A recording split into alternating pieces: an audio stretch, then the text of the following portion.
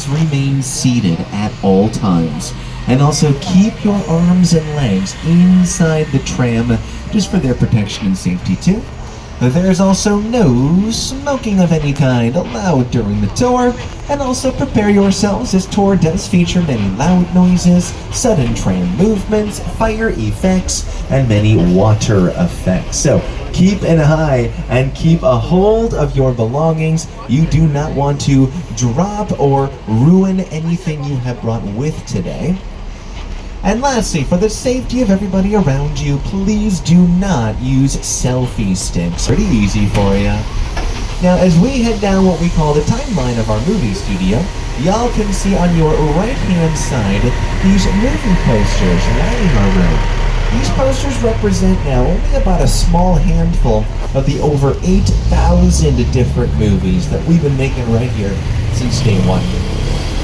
Oh, and day one for us, you have to travel back 110 years ago.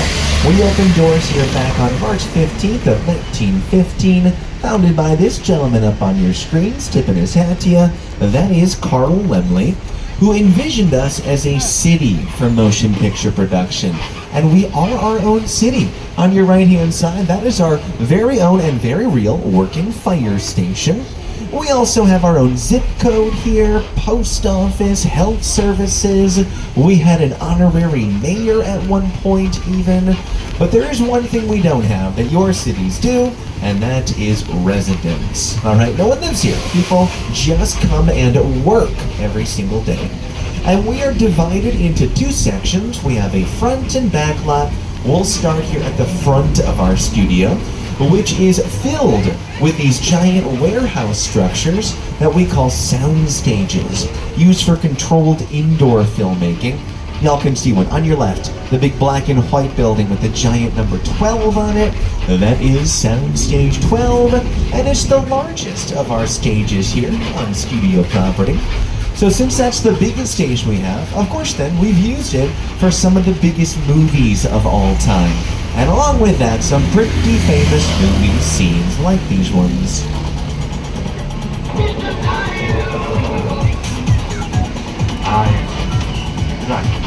Say hello to my little friend!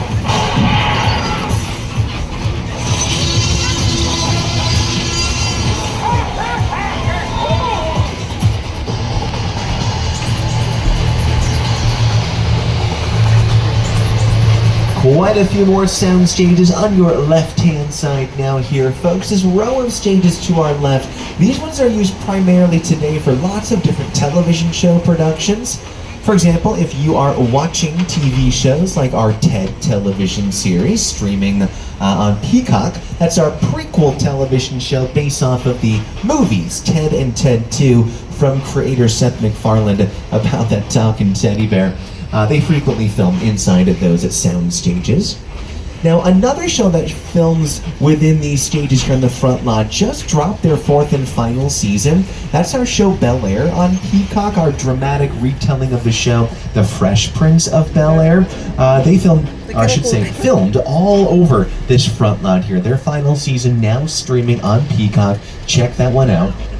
But if you've been loving our Peacock original shows, you should know we did recently drop a brand new series on Peacock a few weeks ago, and that's our show called The Paper, starring Domhnall Gleeson, a sort of spiritual successor, if you will, to the very popular NBC series The Office. Take a look.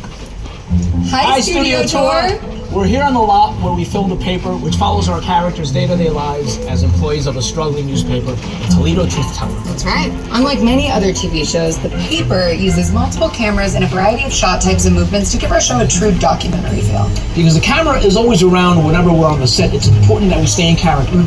Yeah, Oscar, what's your favorite part of working on the lot? I wasn't expecting you to ask me that. You know what? I love being around talented, wonderful, hilarious people. And I also get to work with Chelsea Fry. How about you, Chelsea? What's your favorite? Oh, I love waving to the trams. Oh. Okay. You can probably stop waving now. No, it's fine. Let's try. Yeah? Yeah, let's try. It's great. Again, every episode of Season 1 of The Paper currently streaming on Peacock, largely filmed in these stages on your right-hand side now. In fact, currently in stages 16 and 17 here to your right-hand side, they have been working on the next season of the show Hacks that streams on HBO Max with recent Emmy winners Gene Smart and Hannah Einbinder. But I also want to throw a little extra love to our Soundstage 19 on your right-hand side now, the one down here at the end. This one was used only a few years ago by director Christopher Nolan for his latest film, Oppenheimer, with Cillian Murphy and Robert Downey Jr., which was, of course, a big winner for us at that year's Academy Awards ceremony. Took home the night's top prize, Best Picture, the 11th time we've done that. But hey, all these big movies and television shows, they gotta start somewhere, right? And oftentimes, production begins in the bungalows you see to your left. These are offices for major production companies such as Mark Platt Productions, the team behind our big movie musicals, Wicked, and the sequel, Wicked for Good, with Ariana Grande, Cynthia Erivo, currently in theaters. Goodbye, Dorothy. Bye, Dodo. It's just that one road the whole time. What a touching display. Shiz. I scare you? I'm a public figure now. People expect me to fly. Be encouraging. Are you crazy? We couldn't be happier with all your dreams. Please, where'd you get that? Rated PG. Don't miss Wicked for Good, folks. Only in theaters, including our very own Universal Cinema on City Walk. And also check out the Wicked for Good poster when you exit the tram and scan the QR code for a special ticket offer from Fandango. But we've arrived at a couple more sound stages now. On your left-hand side again, stages 25 and 26, currently the home to the NBC television show St. Denis Medical. Starring the likes of David Alan Grier, Wendy McClendon-Covey, and Allison Tolman. They are working on the second season, which has begun airing episodes already. But with that, y'all, we're gonna hop across this invisible line, take you out of the front lot, and now into the back lot. This is where we film the big stuff. And we'll kick this leg of our tour off by bringing you through our first attraction on our tour, this one being King Kong 360 3D, brought to us by Oscar-winning filmmaker Peter Jackson. It's the original King Kong that made me want to direct movies. I saw that movie on TV when I was about 8 or 9 years old. I wanted to become a filmmaker. I like films that just take you away from your real life and sweep you up in the adventure. Kong literally does that. I mean, you're on board the ship, you're sailing to a lost island, you're encountering monsters and creatures from, prehistoric times. So I was thrilled when Universal invited me back to Skull Island. All right, y'all, so have your 3D glasses now in hands, ready to go. Make sure you hold on extra tight to your belongings. You do not want to lose anything inside here. Remain seated at all times. We're going to shake you around a bit, folks. Welcome to Skull Island.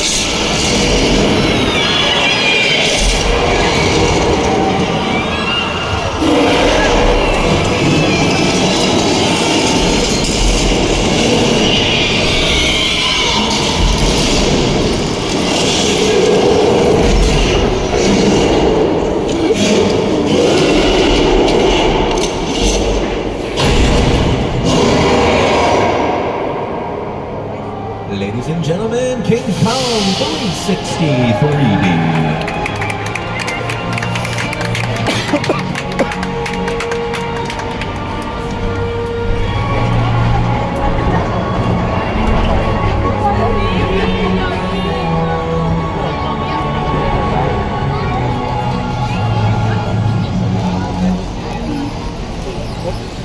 Folks, that attraction is now 15 years old. Still holds up today. One of my favorite things we have here for you.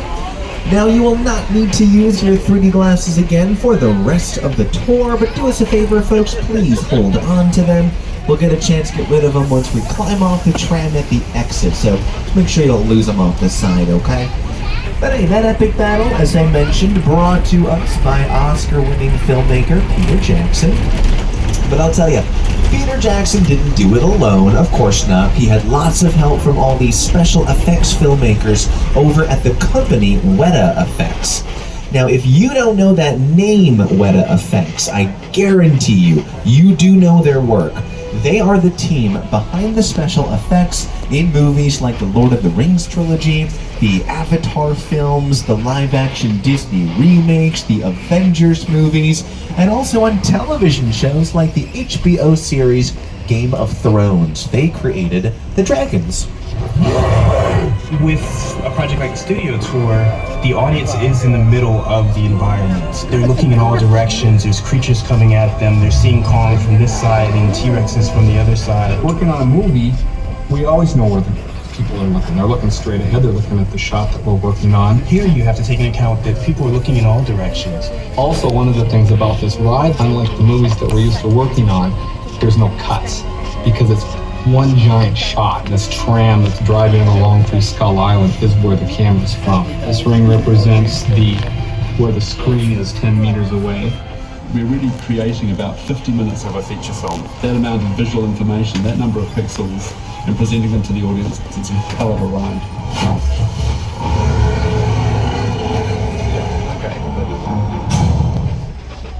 So folks, we're getting a look now to your left-hand side of the part of our back lot we call the metropolitan sets, our big city sets right here.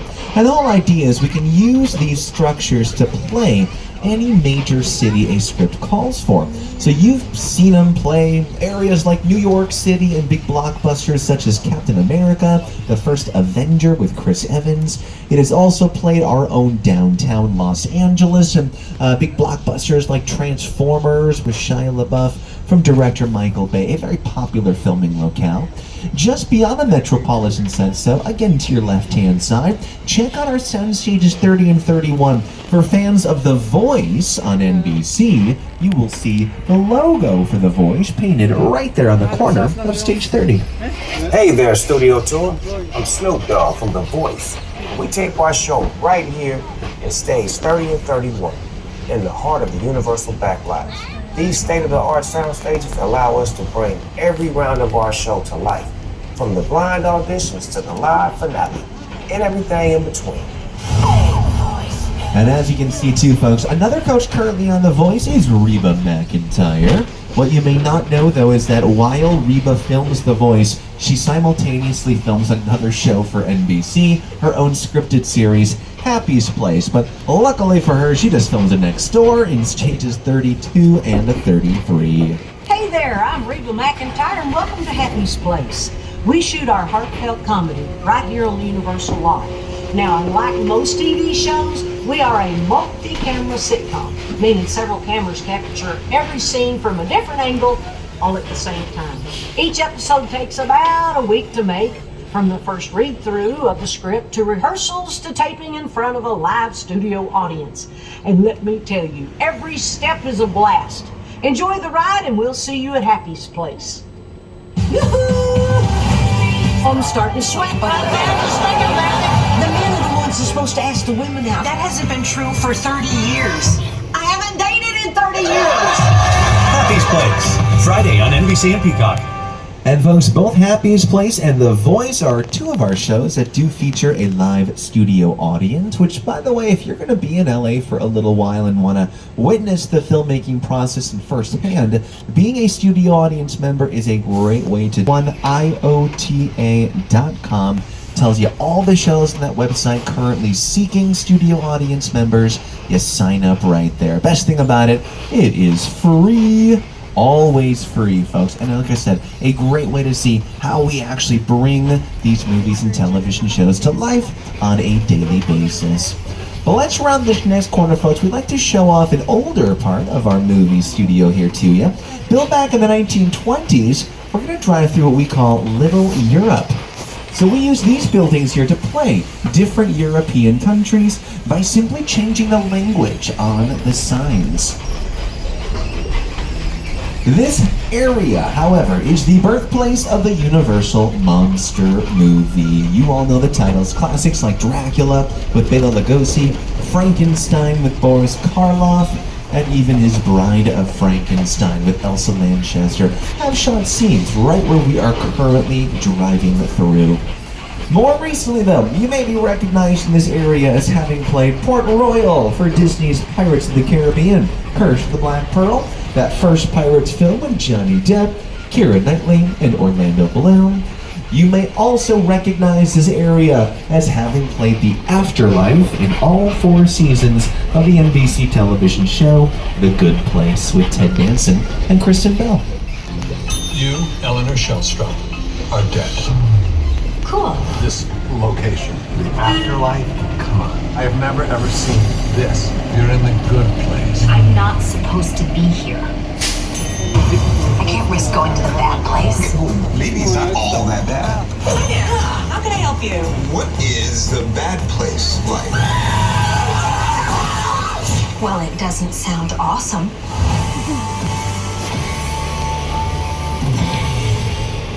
But folks, I know the buildings there in our European area do a pretty good job of looking real. However, remember you are in Hollywood now, where nothing is real. Even the buildings we utilize, folks. We call these structures in Little Europe facades and shells, meaning they're just the outside walls and a rooftop, but there is nothing on the inside. We do not film inside these structures. We only use them for exterior scenes, so scenes involving an entrance, an exit, or maybe just a scene taking place down a street or a sidewalk.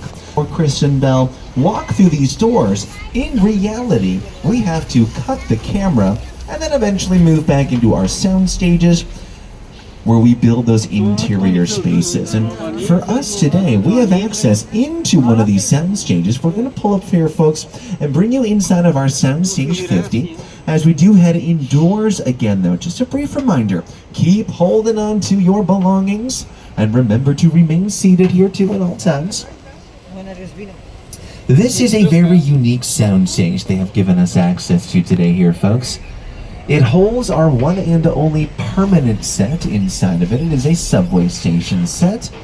And all we'll do is just switch up the signage inside here, maybe give it a paint job, and it can play any metro stop all across the nation. So let's look around today. Lots of signs that are, clearly pointing us to San Francisco. Bay Area folks, welcome to your BART station.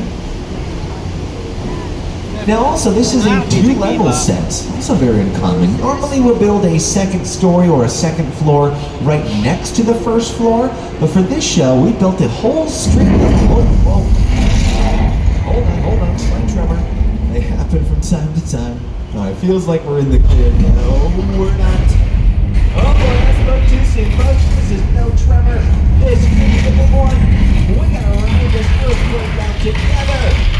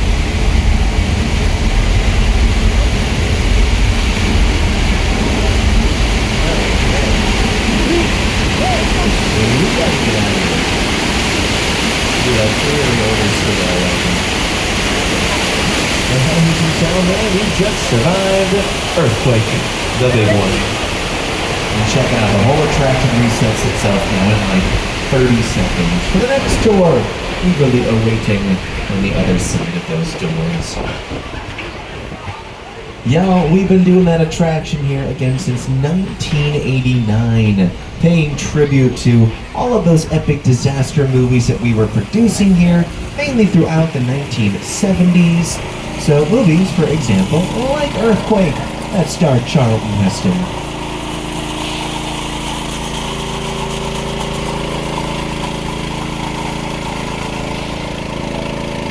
However, the 1970s was an important decade for our movie studio for another reason. That is the decade that we released Steven Spielberg's first blockbuster mega hit film. And I think you all know what I'm talking about. It's Jaws.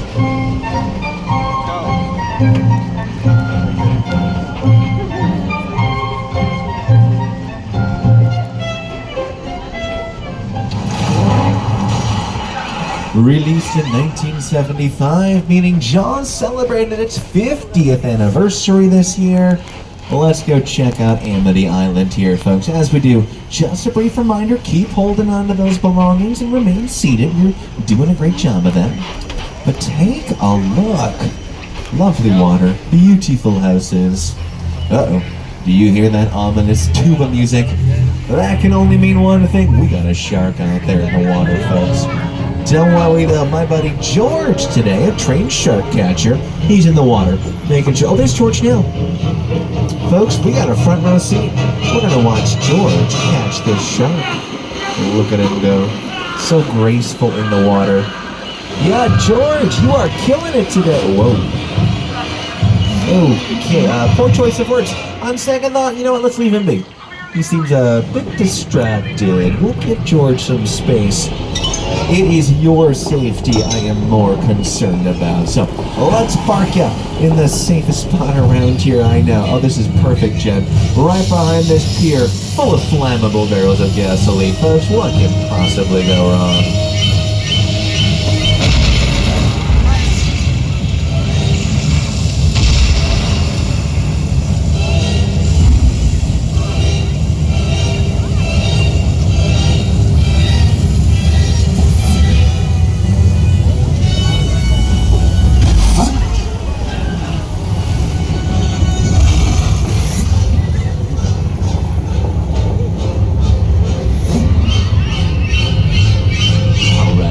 Gentlemen, you just met our mechanical shark Bruce, working super hard today. So we named our shark Bruce because that's the name Spielberg gave to his mechanical sharks when making the movie Jaws, and the name stuck.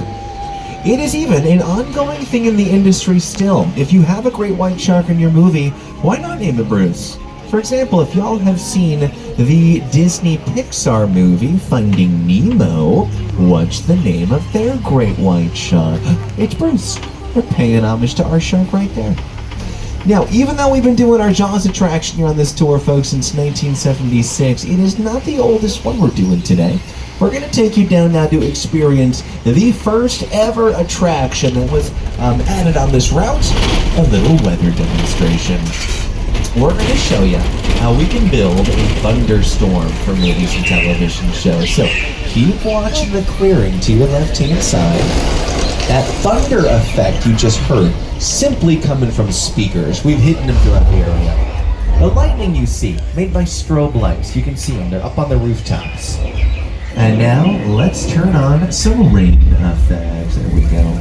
And if you can follow our raindrops all the way up, you'll see they're coming out of an overhead sprinkler system that we call rain towers, shooting the water up into the air, letting it fall back down naturally. And when we light those drops from behind, that's what really makes them pop and show up on camera. But for us, it is all about that control. We need to be able to start the rain when we want, and of course, stop the rain when we need to as well. I mean, if we keep this rain running for too long, oh no, do you all hear that rumbling? Take a look, we're bound to create a flash flood, folks. You might want to take cover.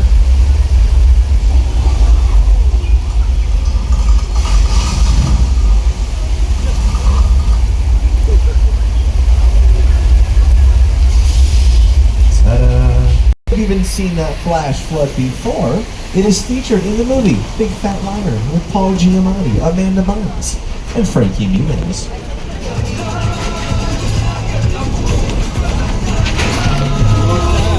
You can't outrun the wolf, kid! Yeah, we'll see about that.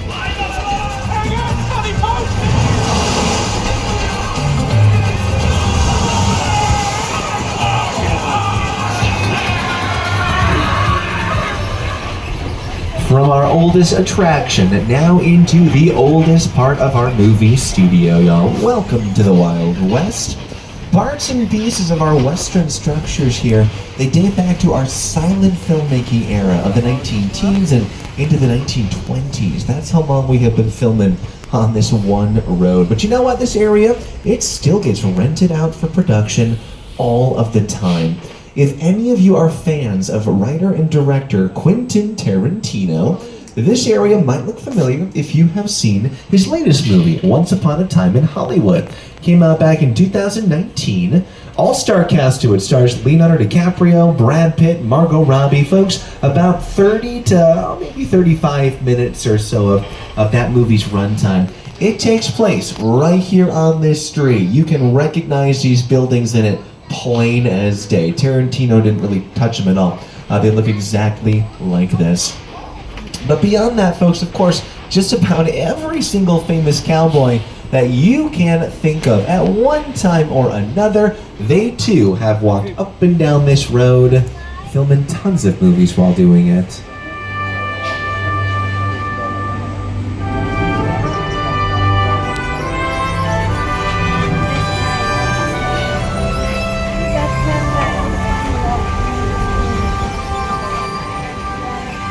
Now, folks, if we wrap around the back side of our western area, we're going to retrace our steps for just a minute as we briefly drive by that Jaws attraction once more.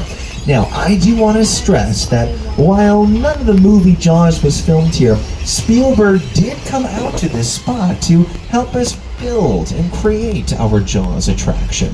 The Jaws ride was almost the inevitable result of the size of the box office when Jaws first opened in June of 1975. And that was really the first time I ever got involved in the creation of a ride. It was a great honor to be invited into a creative circle of tremendous... To Amity Island now, we're going to say hello to some different residential parts of our studio. Folks, on your right-hand side, this two-story home we've nicknamed the Chicken Ranch. You can actually see it in action up here on your screens. But if any of you are fans of horror films, you know that White House a little bit better as Rob Zombie's House of a Thousand Corpses. On your left-hand side now, we're driving by the entrance to one of our residential neighborhoods, so we call that Colonial Street, but you may know it better as Wisteria Lane from all 8 seasons of the ABC series Desperate Housewives. And as you can see, it is closed off for tours, so they're doing some production preparation down there. So since we cannot drive down our Colonial Street, take a look at our 2 examples of what we call picture cars. Any vehicle on the screen in a movie or a television show. And sometimes, folks, it is the picture car that becomes more famous than any actor driving it. And we have some great examples of our more famous picture cars on your left-hand side now. So get those cameras back out. Great photo opportunity here.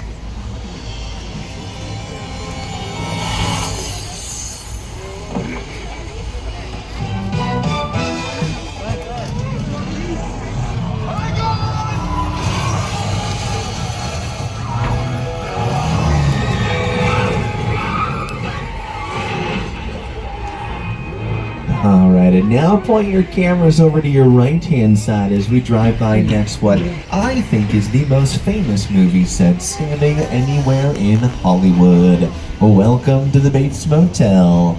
The main setting, of course, of Alfred Hitchcock's classic thriller Psycho with Anthony Perkins and Janet Leigh. And up here on the hillside, we have the original Psycho house from that first movie back in 1960. So folks, what you see on your monitors is the exact same home that we're going to drive by. Let's get a little bit closer to it. And y'all, as we do drive by the home, I want you to take a peek in the upstairs second story window. Mother Bates is home, rocking away in her chair. And oh, It looks like her son Norman is home too. Folks, give him a big smile and wave. Let's all say hi, Norman. Hi, Norman. It's okay. Oh, that is a knife you are holding. Okay. Maybe we'll just keep moseying along. Let's leave him be.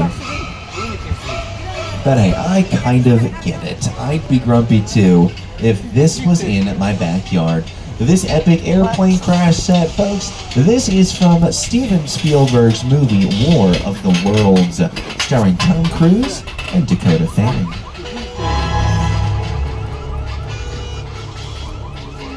The airplane crash site set was a perfect example of a set that was all designed around the vision of Steven. You forget to sit down to talk about War of the World. I thought, what if the 747 goes down right in a big neighborhood? Because it's just something you don't see. You're doing good. You're doing good. Keep pressing me.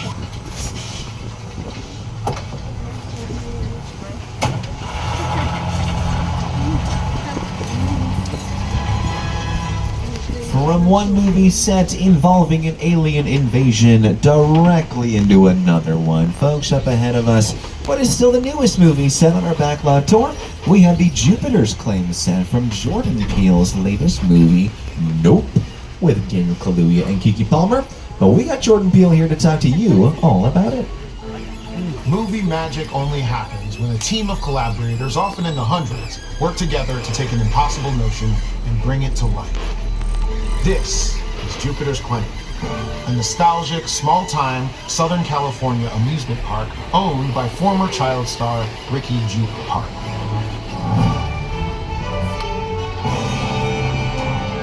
Over there, look into the winking well and have your picture taken just like the kids in that old 90s movie Kid Sheriff. That's what this whole place is loosely based on. Remember that one? No? Right. A little further down, you can see the brand new Star Lasso experience, built to showcase an unbelievable new live show. It's not looking so live anymore. Anyway, behind this Hollywood fantasy, old rugged lies a sinister secret. It is smack dab in the center of the hotspot. What's a bad miracle?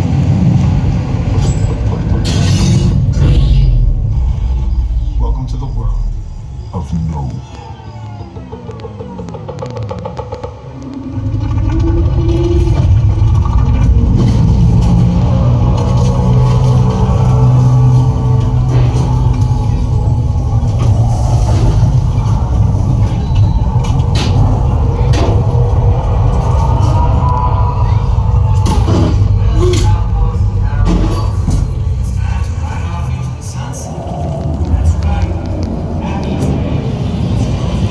Check out the movie Nope if you have not seen it. Still available on Amazon Prime if I'm not mistaken. But folks, Jordan Peele was thrilled to have one of his own movie sets included here on the Backlot Tour. If y'all didn't know, when Jordan, that is actually a very similar origin story to another big-time movie maker we have discussed today, Steven Spielberg. My entire career began with my relationship with Universal Studios just as a high school kid on a tour bus. Remember, in those days, there weren't trams, there were buses called the Gray Line Tour Bus.